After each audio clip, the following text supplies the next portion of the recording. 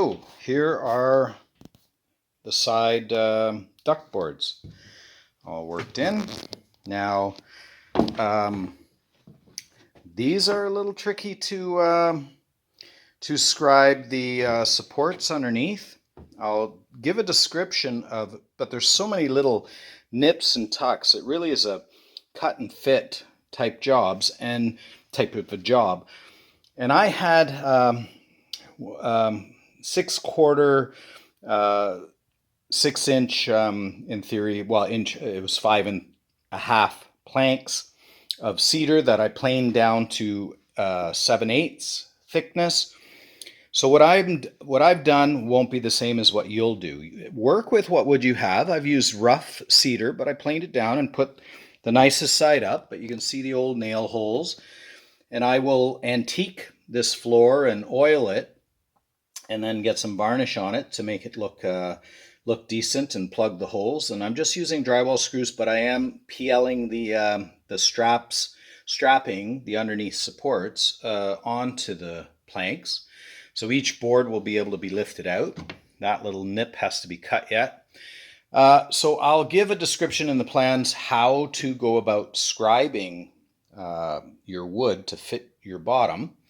But at the end of the day, the actual individual sizes and so forth, you'll have to cut and fit. But here's what it looks like. So nice and solid.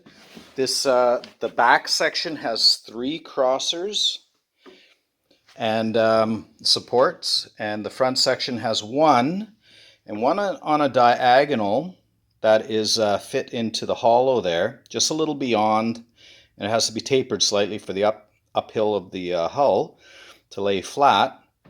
And then these corners here had to be shaved down on the back sides to land flat. But at the end result, it's very solid on the end here, and you don't want any tippiness, so you don't want to step and have like one brace there and obviously step here and the floorboard kicks up, right?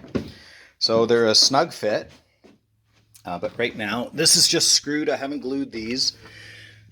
Those ones are glued, and you can see the difference. I tap them, but so I get the measurements right, I just set the screws not all the way down into the surface so that I can clamp the boards in place, tap them, and reset the screws.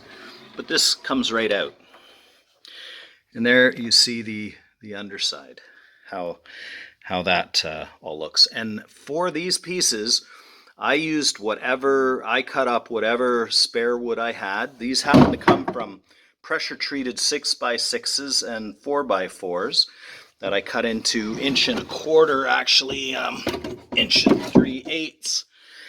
Again, whatever dimension happened to work out, because it really doesn't matter. So yeah, use up your scrap chunks. They're only, different lengths. Measure them so they're just shy of the corners, because the corners are tapered due to the fillets, and keep them off. And you also want that the water still drains through.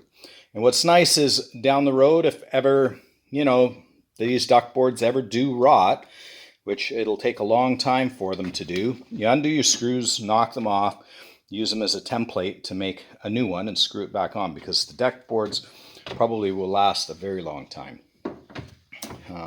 Certainly 10 to 20 years is not an exaggeration if you think that, these actually end up on decks that are 25 years old, at least.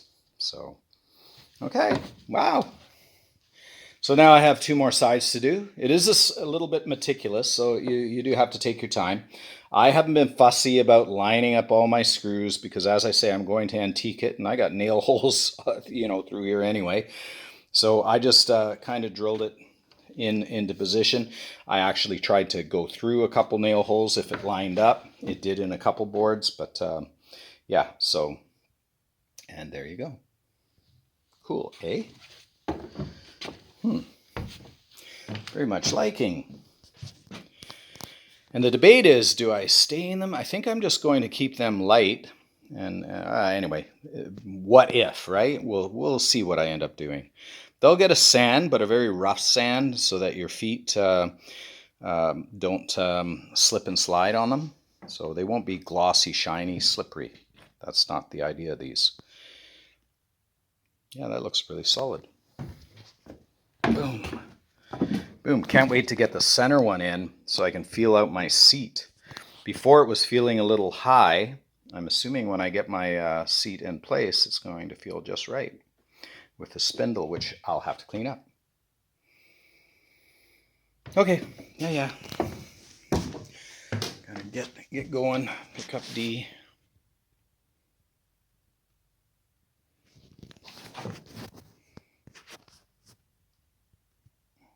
Cool, eh?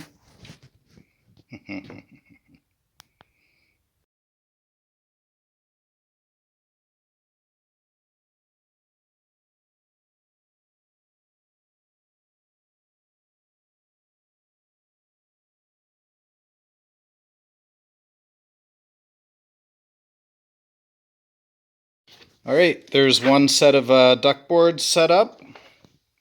I'll offer rough instructions, but it really is just a bunch of fittings. So, for instance, this goes on the diagonal in the low point of where the ply diagonals, and that goes up back at the back. It's 7/8 thick cedar that I used. But because everybody will probably figure out their own duck boarding, I'm going to keep this fairly basic. You can see I trimmed up to make it fit a little bit better. I see maybe I can trim a little more off this corner. So that took a little bit of engineering, just constantly shaving stuff off till I got it to fit relatively level. I noticed that one was a bit high, so that I'll take it down, but I don't want it too thin either, right? So I'll just take this point off. At any rate, and I'm just rough sanding this for now.